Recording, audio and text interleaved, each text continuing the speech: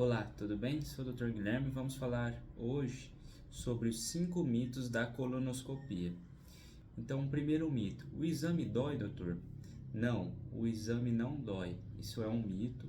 No exame, a gente usa uma anestesia leve, uma sedação leve, na qual compõe medicação para a sedação, para dar sonolência, medicação para dar amnésia, para não lembrar do exame, após ser realizado o exame, não ficar lembrando, recordando do exame, e medicação também para analgesia, para não dar dor. Então o exame não dói, o exame é indolor e o exame é feito com uma sedação leve, o paciente dorme, O segundo mito: doutor, o pós-exame é ruim? Não, o pós-exame, não é ruim. O exame é feito, como eu disse, com uma sedação leve, o paciente dorme, é indolor e geralmente o pós-exame também é tranquilo, não é doloroso, não é ruim.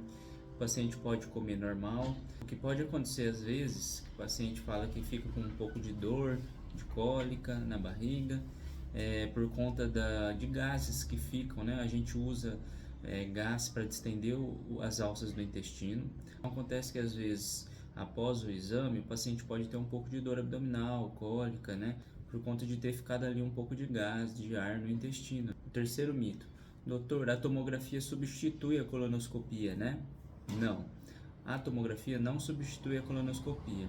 A tomografia ela consegue avaliar bem as alças intestinais, o intestino, quando é realizada com contraste, Então sempre a gente pede a tomografia com contraste, que é endovenoso pela veia, ou oral quando é a enterotomografia, O contraste oral ele ajuda a visualizar também o intestino e é chamado de enterotomografia.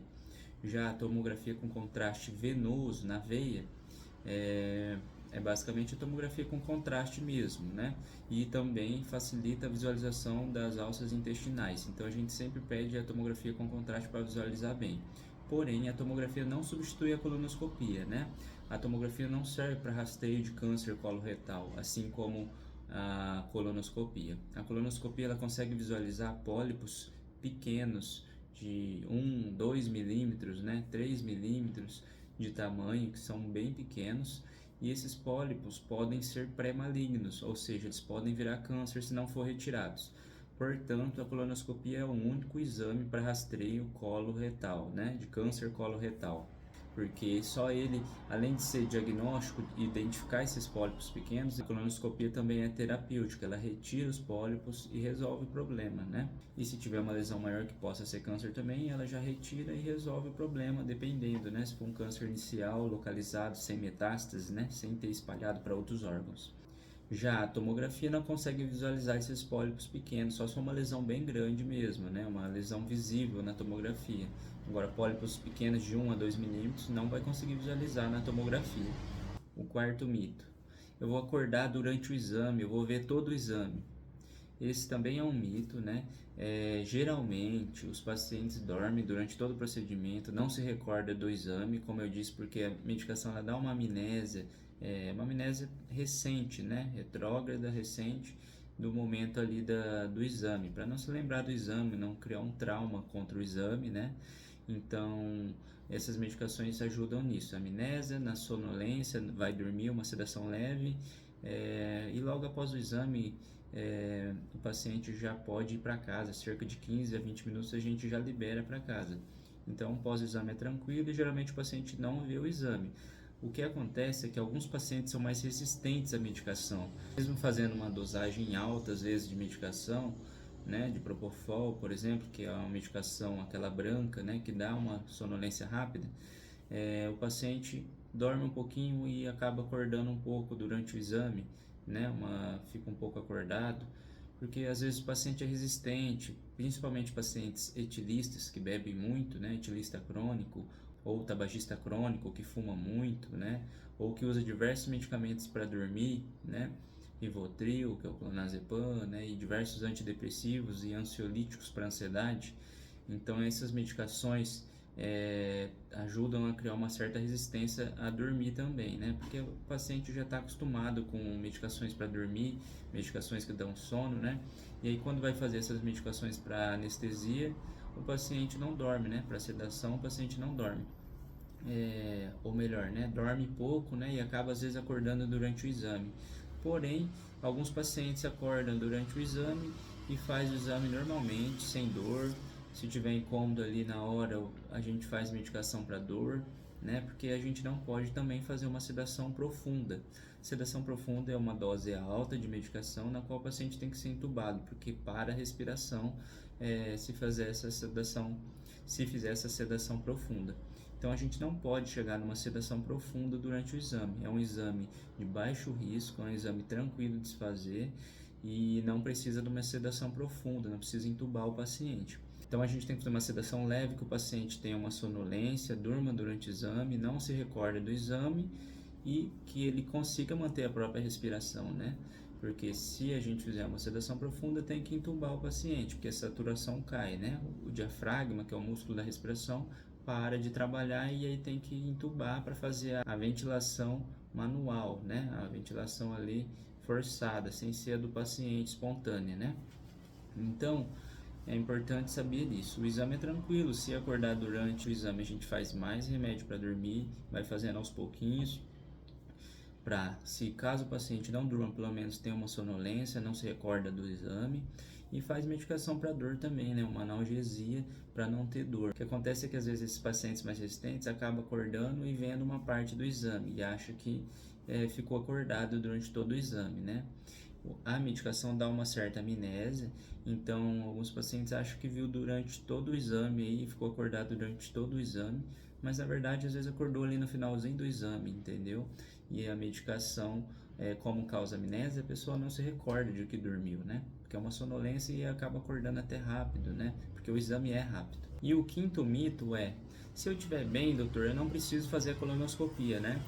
Não, todo mundo tem que fazer a colonoscopia a partir dos 45 anos. Então, os estudos confirmaram que a partir dessa idade, 45 a 50 anos, todo mundo, tanto sexo masculino quanto feminino, deve se fazer a colonoscopia para prevenção do câncer coloretal. Porque a partir dessa idade aumenta a chance de desenvolver esses pólipos que acabam desenvolvendo o câncer, né? Então, é importante fazer. Faz aos 50, 45, 50 anos, faz o exame, deu tudo normal, só repete em 10 anos o exame e vai seguindo fazendo até os 75 anos, que é a idade limite. E até os 75 anos, doutor? Porque viu que a partir dos 75 anos, se o paciente desenvolve um pólipo, né, pré-maligno, até esse pólipo virar câncer, o paciente já faleceu de outra causa, né? É estranho dizer isso, mas os estudos mostraram isso, que não teve benefício em fazer o exame após 75 anos. E só teve maior risco, né, pela sedação, pelas medicações que faz, pelas doenças e comorbidades que o paciente já tem, né? Fazer um exame dessa forma, que tem sedação, que tem medicação, né, tem maior risco, né, cardiológico, do que não fizer o exame, né? Porque o paciente provavelmente não vai morrer dessa causa, né, do pólipo que vai virar um câncer, né?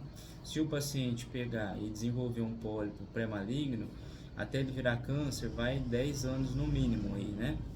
E se o paciente desenvolver um pólipo que vira o câncer em 10 anos, até esse câncer espalhar, virar metástase e levar ele à morte, né? Já foi muitos anos aí, provavelmente esse paciente já tenha morrido de outra causa. Estranho dizer isso, mas os estudos mostraram isso, né?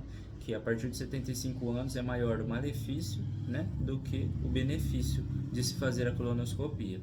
Porque é um exame que tem risco, né? Apesar de ser um baixo risco, é um exame que pode causar uma desidratação pelos laxantes, né? Pela diarreia que causa, né? Antes do exame, né?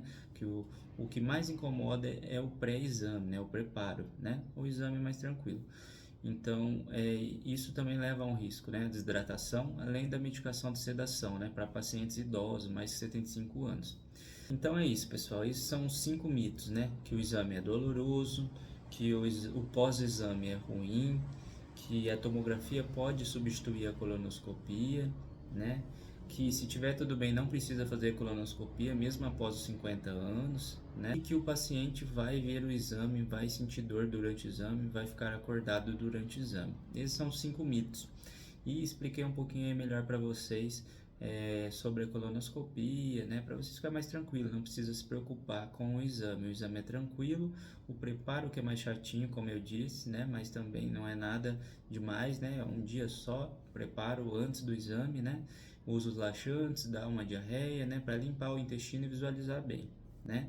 E uma curiosidade que é bom vocês saber, quando for fazer o exame, fazer uma autoavaliação das fezes, né, de como que tá. Quando tiver com a diarreia, né, avaliar se tá uma coloração amarela, bem clara, líquida, né, porque é sinal que não tem resíduo e que o exame vai ser feito de forma boa, né, com uma boa qualidade aí, né, porque se o preparo estiver ruim, marrom, com resíduo, pedaços de fezes, o exame vai estar ruim, né? O preparo vai estar ruim, não vai conseguir visualizar bem o intestino, né? Em toda a sua extensão, né? E podendo comprometer o exame, ou às vezes até ter que suspender o exame por conta de resíduo, de fezes que fica ali no intestino, impedindo a avaliação do aparelho e até mesmo a passagem às vezes do aparelho. Então sempre avaliar as fezes, se tiver bem clarinha, amarela, né, quase transparente, o preparo está bom, você pode fazer o exame tranquilo que vai estar bom o exame, né? Se não tiver, fala para o profissional, né, fala para o pessoal que o preparo não está bom para poder fazer um preparo melhor e não fazer o exame à toa, né, e ter que repetir após o exame. Então é isso, pessoal. Espero que vocês tenham gostado. Não se esqueça de se inscrever no canal, compartilhar com os amigos, curta o vídeo, né? E até o próximo vídeo. Um grande abraço.